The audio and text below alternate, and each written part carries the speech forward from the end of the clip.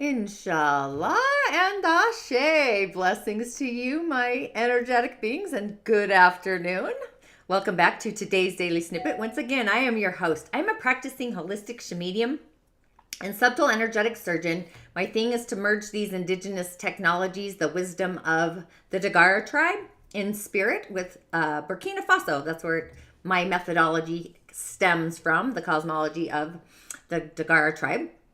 The subtle energies, the elements, the elemental beings, and basically anything from the elemental realm into the imaginal realm with offerings, rituals, and prescriptions to add to your personal juice in your container. But my intention truly is to merge these wisdoms, these technologies in these indigenous ways with the subtle realms and the etheric highway to assist you into navigating your own personal prime directive and your inner genius. Just really reintroducing you to the magical being that I believe resides within each and every one of us. My name is Tanya D, and welcome to my virtual medicine room. So how have your intuitive gifts been resonating today? Mine were a little bit on fire. I am part of a community that gets together, and it was like surfing the intuitive waves. And with that, coming soon in a village near you, it's going to be called or coined the Sacred Grove, where we, as a collective, we're able to gather online once a month, or I should say a seasonal gathering. Not sure if it's elemental seasons or the seasons of the stars, but I for sure will keep you posted on that one. But being that we are in the threads of fate, you know, things may feel as if they are fated. Smile big and bigger, I say. As we are upgrading, even a baby step is part of the protocol. So who's to say that an upgrade always has to be big? Small things create those big things, right? So it's as if we are taking the elf off the shelf, or maybe we are the elf. So how do you treat your elf on the shelf? You know, taking the elf to the other world, or the Contombly, actually, the beings that are just juicy. The KV, where are you, Suze, if you're tuning in? The Contombly village. However, when we align with our sacred heart and our intuitive gifts, along with our guardians and guides and gatekeepers, etc., we have the threads to those choices taking themselves to an upcycled treatment out into the world. So, you know, you might have to boost your immune system, anchor your soul into the earth and rooting our new self into that earth star. And with that, if you haven't already, please be kind and do subscribe to my YouTube channel, Tanya D, and go ahead and hit the bell button so at least you're notified. And also, if you don't mind, liking the videos, sharing, and commenting so that algorithm will echo me out to other galactic musers in the universe, along with those other social channels like TikTok and Instagram, and of course my podcast, if you haven't tuned into that, Musing with Tanya D. However, it's time to lead ourselves, take the stage, and be the center of it, the part of our soul that can handle situations, like an initiation, I guess. With the support of the Queen, the Chalice, our authentic self, our personal manager, our prime directive to our soul's story is literally online. So you may feel extra determined, maybe extra saucy, even possibly having some unforeseen strength or courage. So this is possibly one of the most get her done kind of days that there are going to be. So I see, or I hear that song, Take a Stand. Everybody take a stand. I don't know, however, who sings it, however, just to be fair. It's the thread of what we're feeling in our thoughts. They're kind of coagulating, so it's time to be mindful, to be fair, to be conscious. So you may too have warning signals, energetic hiccups, as you may be bold or emboldened, maybe even overly determined, taking on more than you ought to. So our feelings are really the messenger for that noise. So if it feels overwhelming, it probably is overwhelming, taking us over the edge and carrying out those feelings that are emoting, our emotions are sending, those waves. So with the frequency of the day, it kind of feels like spiritual congestion.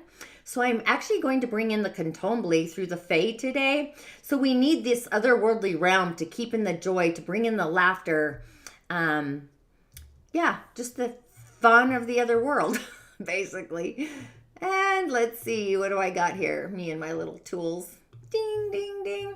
The Journeyman, which I pulled him several times, but card 15. So this is being mindful, the 5 of our heart, and hopefully we open up to receive the memo. The Journeyman himself, he's part of the She, the people of the hills, the old ones.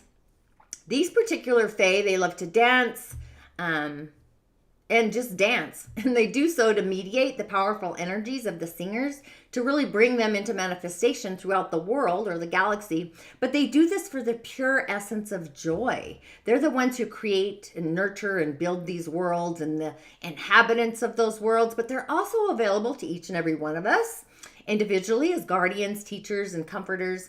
So they seem to enjoy creating frequent miracles as well, or what is perceived as a miracle. But the Journeyman is all about adventure, independence, polishing up our skills, and even travel, going on the journey.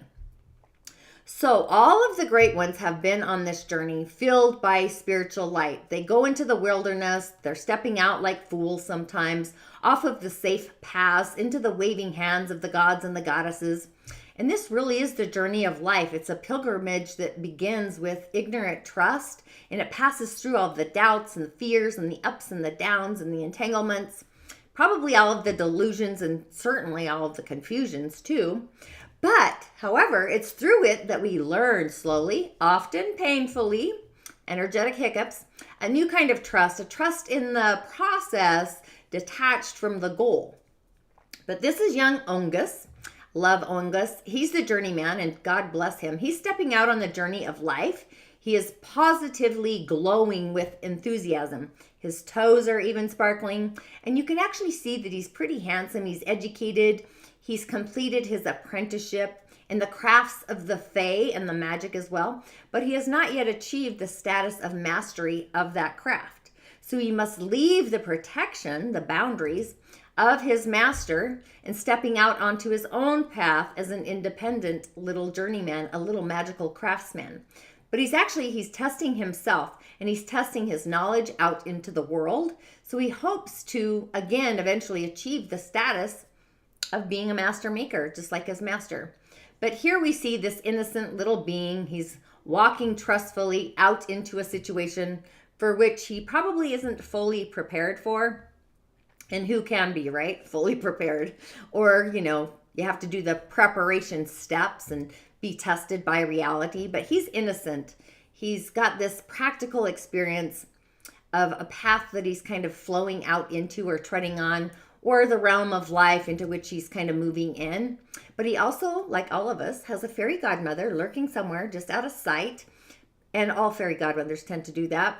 So her expression is both worry and excitement. Her hair is already whiter than it was before, almost silver and streaming before the journey. But she's keeping her wand fully charged. I should have brought mine. Even though this is his journey. It's a journey that we all must undertake for ourselves. And everybody almost needs a little fairy godmothering from time to time. Just good-natured innocence attracts those fairy guardians. So it attracts these helpful otherworldly beings on all planes in all worlds. So it also attracts those who would abuse that innocence as well. But as long as our intentions are good and gooder, these guardians will offer that guidance. So we are blessed and we are cared for if we allow ourselves to be. So the world is before our little character, Ongus, with smiles and teeth. And he's got optimism, cheerfulness. He's got magic skills. And he also has a fairy godmother. So he grows within each and every one of us when we start bravely to venture out into the unknown, just developing our potentials with hope and optimism with an open heart. However, being that Ongus is otherworldly, this is a message that the energy is blocked, so we may feel unable to move forward. And there can only be two reasons for this. It may be that such a journey is inappropriate at this time, and it's probably going to be delayed until certain conditions are met, or it may mean that we are delaying ourselves with our own fear.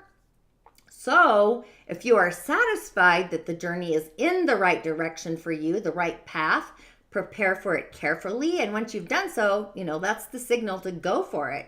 Waiting's not going to make it easier. It's just fear holding you back, taking a long drought from the chalice of courage and just step out boldly where no man has ever ventured before. However, if this energy is twisted, it can involve pretending to ourselves that we are moving forward, but in fact, we are taking a dozen inappropriate paths in order to avoid the one true right path. So the name of the game really is distraction, it's misdirection, and both are kind of like false magic that gets us nowhere. And at its worst, this message reversed can indicate an inappropriate journey, possibly even an undesirable path of distraction for ourselves or for others, where we get in our own way. So consider carefully where you might be going here, and consider our major long-term goals in life and asking ourselves how this journey helps us to move towards them.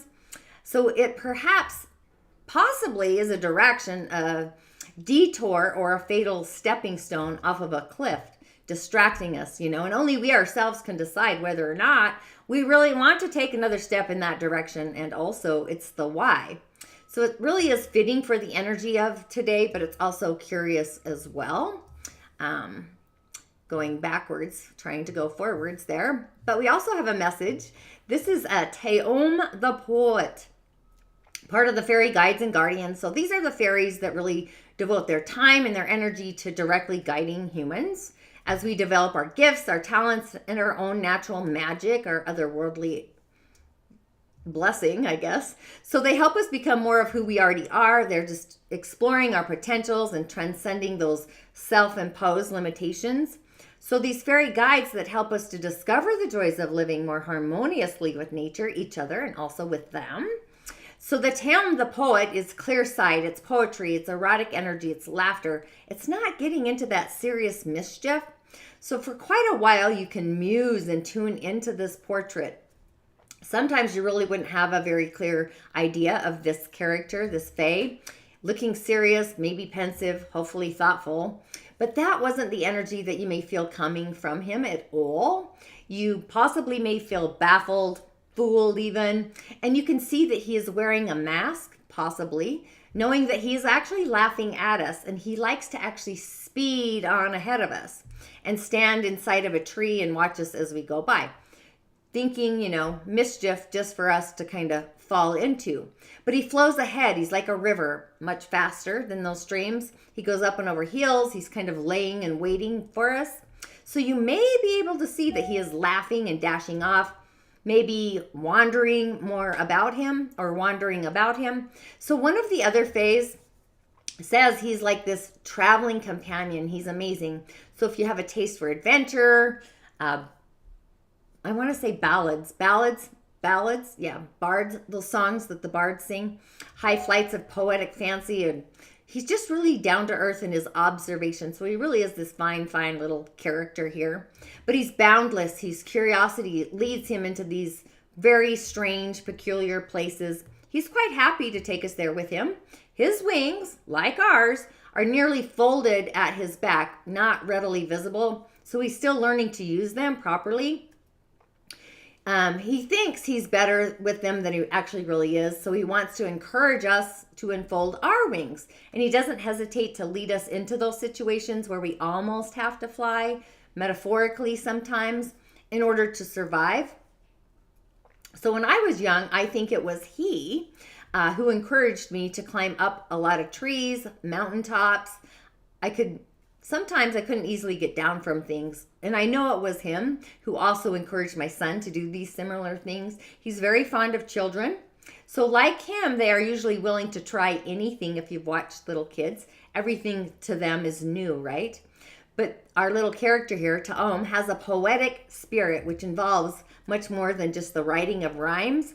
It's about being able to see things as they really are in reality, to recognize all of beauty, even beauty of necessity or difficulty.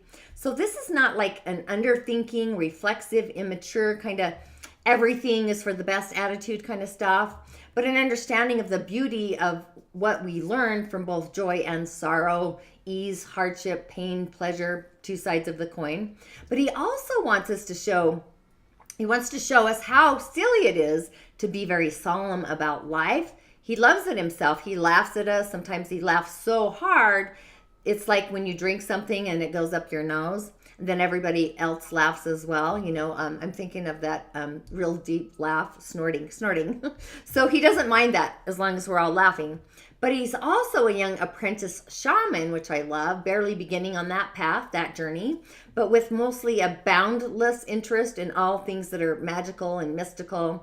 So he's going to try anything, encouraging us to do that as well. But you might find it a little bit advisable to show a little more sense than oftentimes he does, because he plays a lot of little instruments and flutes, but he also chases the dryads. He's more successful at the chase, actually. But he also has a lust for life, wine, females, and song, more importantly. And he claims to have been born in the Blarney Stone, which I don't know about that. But he does have a wonderful gift for words, which I don't doubt at all.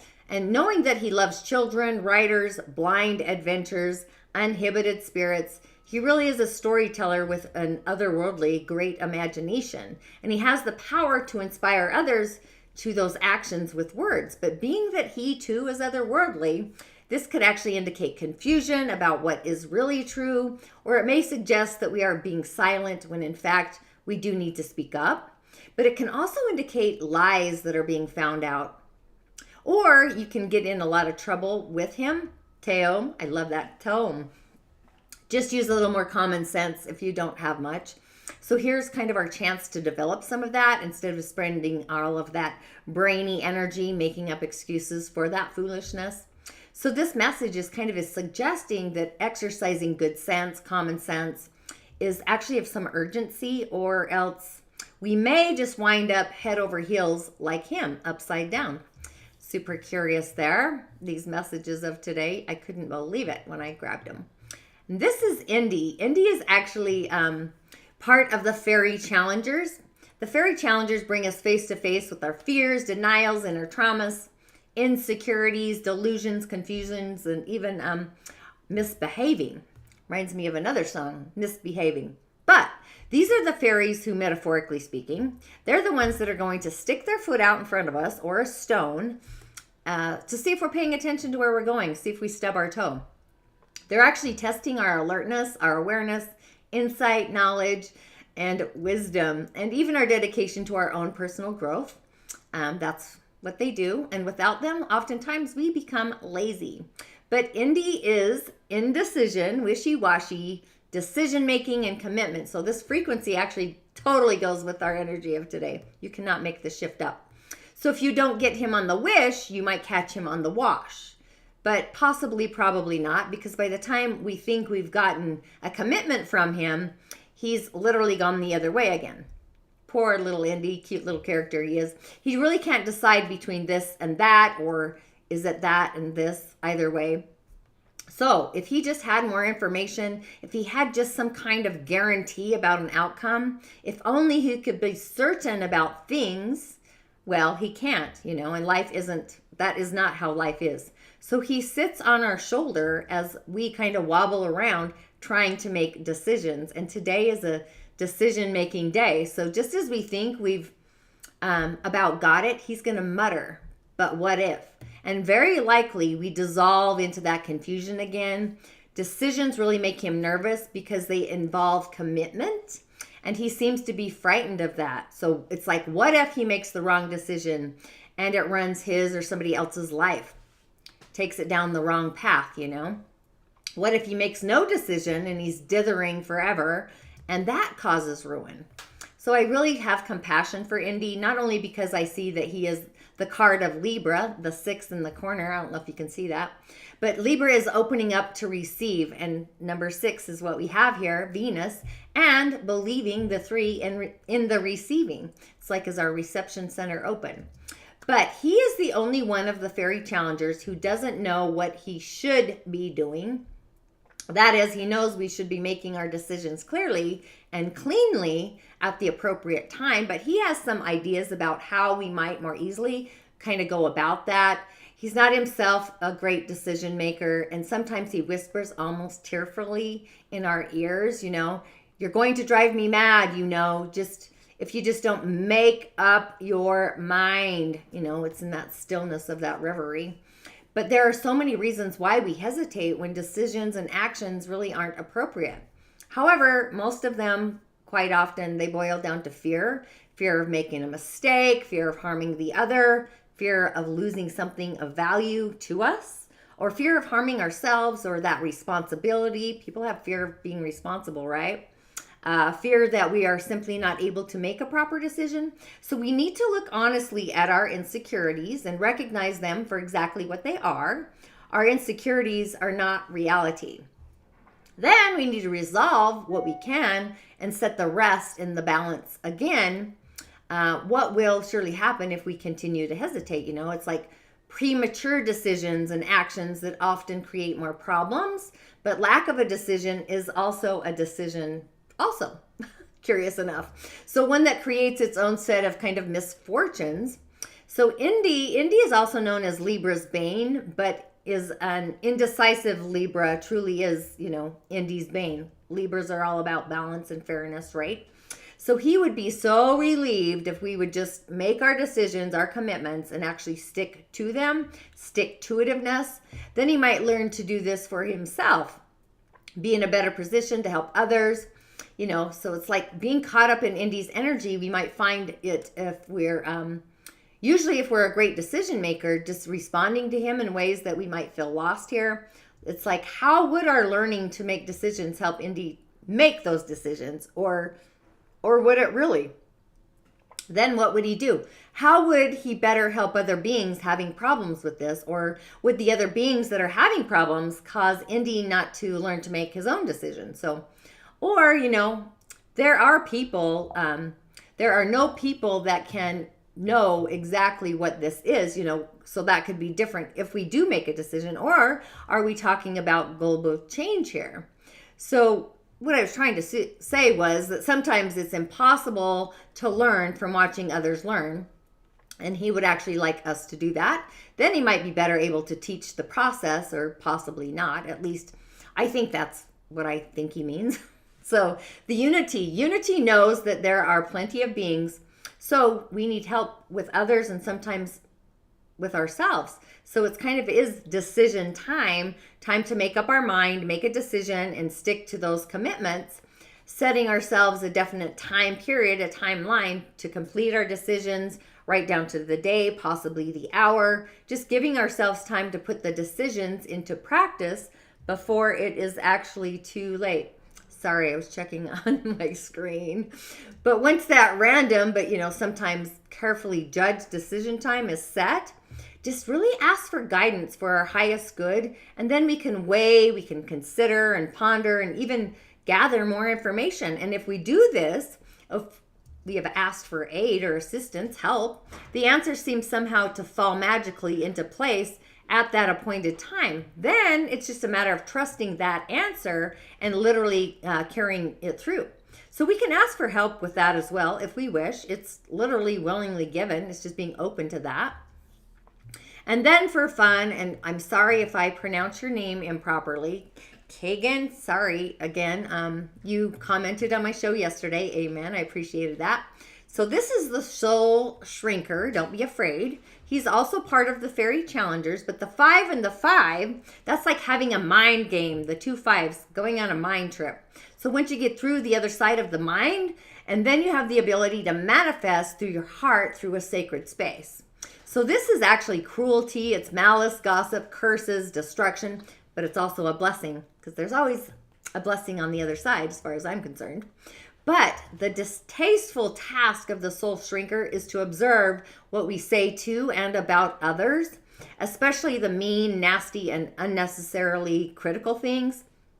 Just by observing our behavior this way, it really reflects back to us, making us more aware of it. So this is a bodhisattva, like the Journeyman journey, going on that journey, a spiritual being who's devoted to helping to bring about all of the enlightenment to everybody. That's the type of job this little character has. It requires a lot of compassion, great compassion, understanding, forgiveness. So if the soul shrinker himself is not to be dragged down to that level, if we are just inwardly sputtering, looking for words, he may even suggest us the words that express our feelings and that energy. Then it is our choice, it's our test, whether or not that we say them. So there are 2 important things about malicious gossip: unnecessary criticism and verbal cruelty, sarcasm, and just scoring off of others. One is that it demeans the speaker, makes them less, and makes their aura darker. And it also encourages the behavior. It creates that habit, continually eroding the brightness and the potential goodness of that person, that speaker. And fives are words, right? So the other important thing is that this is why that we actually, it's a way that we actually curse others. So even if the recipient doesn't hear the actual words of the blessing or the curse, even the words, even if they're not spoken out loud, they might be in your mind, they're carried as this discordant note, this frequency through the ecstasies, the song of the universe to that recipient. Fortunately, that is not all that there is to it, or such behavior would be unforgivably wicked in a way. Not that it isn't pretty nearly that way anyway. So we all have a choice about whether we accept a curse or a blessing.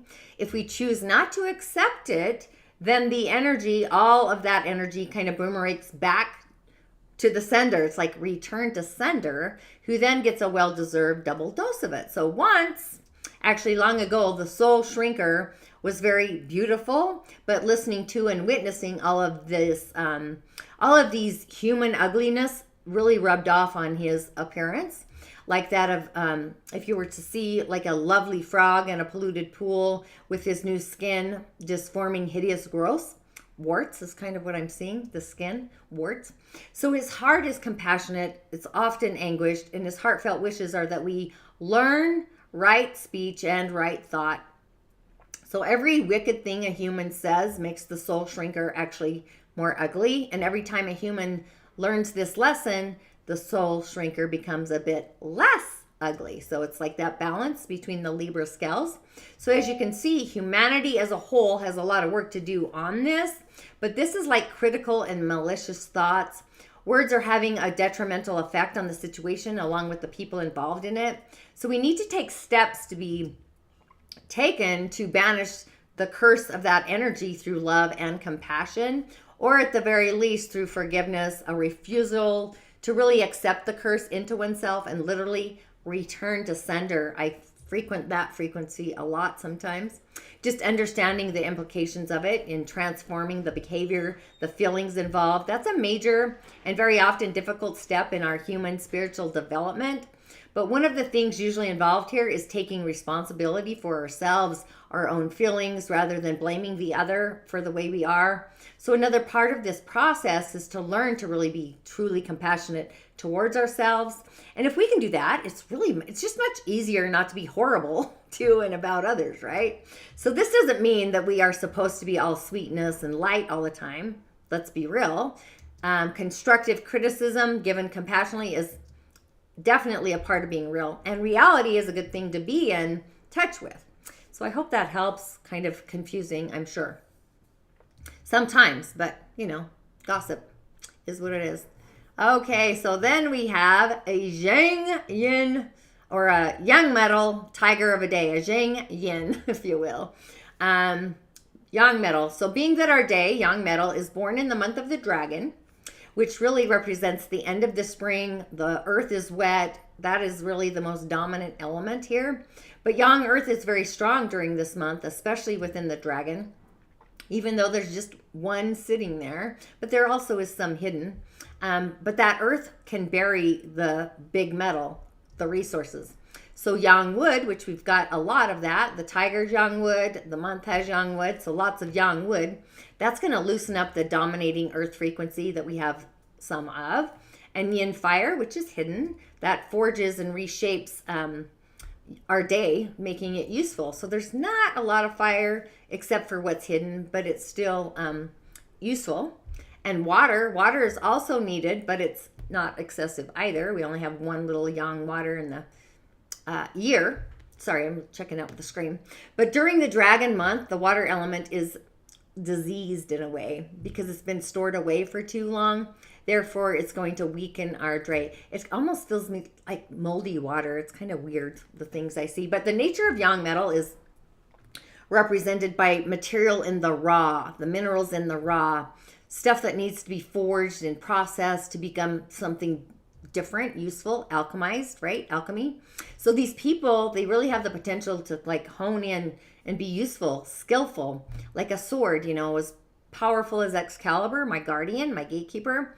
One can forge them to get better. So they're very driven. They often complain a lot. They take in a lot of hardship, whatever life throws at them, and they survive right through it. So despite having somewhat of a stern facade, a lot of facades, right? People under the sign, they value friendship highly. You can count on them for anything, especially if you're in need, dire need. So they have this great otherworldly sense of justice, and they oftentimes fight for what's right. They're the ones that often go after what they want. They will cut through anything to achieve their goals. However, if they don't have direction in life, they need experience of more of it. So that's like tough training. Once they get forged, they can actually achieve anything. They have this systematic way to accomplish something. That's kind of what they need. That's why they need the forging, I guess, is what I'm trying to say. But once they have thought of the best way to proceed with something, they really do have that stick-to-itiveness. They stick to it. So they're bound to be successful in life. They forge and they focus and they have clarity. And if they don't have those things, often they feel lost. They're aiming for the top. Being number one is really everything to them. And if they don't get to the top, oftentimes they feel as if they failed. So these are the same people who do not back down from challenges. They seek to win over all of those hurdles. They're fighters, and these are the ones that they're also about keeping up appearances. Like they would never go live with their hair not done. Hilarious. But they focus more on saving face than anything else because they value their pride so much, even though they won't admit it. They often, once they've committed to something, they don't like to have a mistake. They don't take that easily. They get blinded by their own emotions, especially once they're in that fight mode. They really don't care why, even if they have nothing to gain. They literally military soldiers forging through something. Kind of even reminds me of like a tractor plowing the fields. But they seem to be cool most of the time. But once they are in that fight, again, they tend to lose their ability to be rational and stay that way. They literally will fight till they win. I've witnessed this. And more than anything else, they are very competitive. That to them, to find the image that they have for themselves. So they tend to compare themselves to other people. They are afraid of failing or the possibility of that idea. So they always want to look cool, prim, proper, put together, on top of things. But they often really appear tough to crack to the people who don't know them, because these people, they fear failing and falling short, comparing themselves to everyone else. But if they feel great, then they look great and they carry that frequency. So these are the people, the ones that they just don't allow any unfairness in our world. That is really what they fight for, the good cause, especially if it's somebody close to them. But in the same way, they have this tendency to be very stubborn, kind of strict and scratchy, especially in the voice, or they have a great voice, actually. They can also be hasty in a way they act, which also leads to those dire results.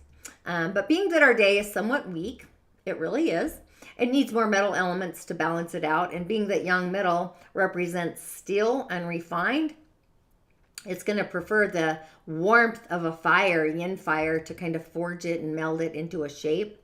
And the yang wood, which we've got plenty of, gives it a job. It becomes useful and effective. So wood for this person actually represents wealth. But this is unbecoming wealth. That means it's sleight of hand, actually. Curious enough. I don't know what's happening out in the world, but that's kind of what that looks like. But young metal people, they're specific. They need pressure. Pressure represents the heavy and the raw out in nature. Things that are unrefined, things that need that fire to make them forgeable. And this allows them to be, their skills to be sharpened, their decision making to be sharpened. And today is that kind of a day to become useful, to use their skills, valued, stuff like that.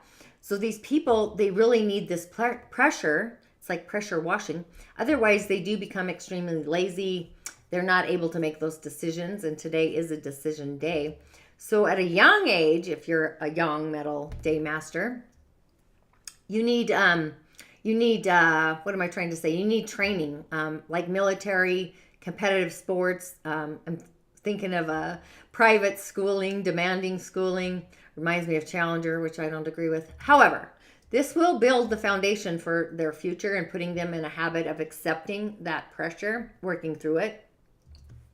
And that really is the key, the access point to their development of their mindset. But either way, these people are very hardworking. They strive under pressure. They're loyal. They are systematic, but they're responsible and kind of idealistic as well.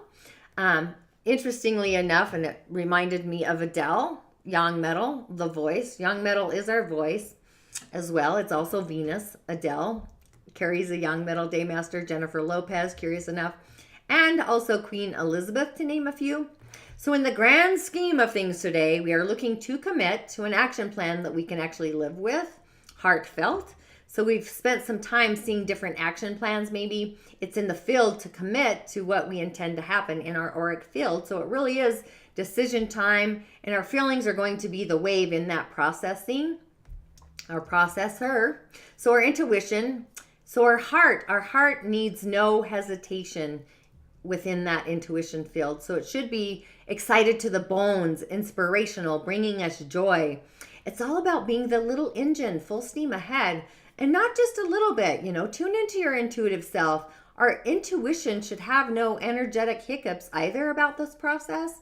So I would affirm that I am conscious of my personal endeavors on a path to my spiritual authenticity. So it's the juice of all juices, I should say. And I mean, the other world is asking us to pay some attention to ourselves. However, at the same time, seeing the good and the gooder, stepping into our skin within our own personal power. So with that, thanks for tuning in. I know I got a little delayed today, but that's sometimes how the cookie crumbles, right? But with all of that, InShalla and Ashe, as always, blessings to you, and make it a heartfelt, juicy kind of a day.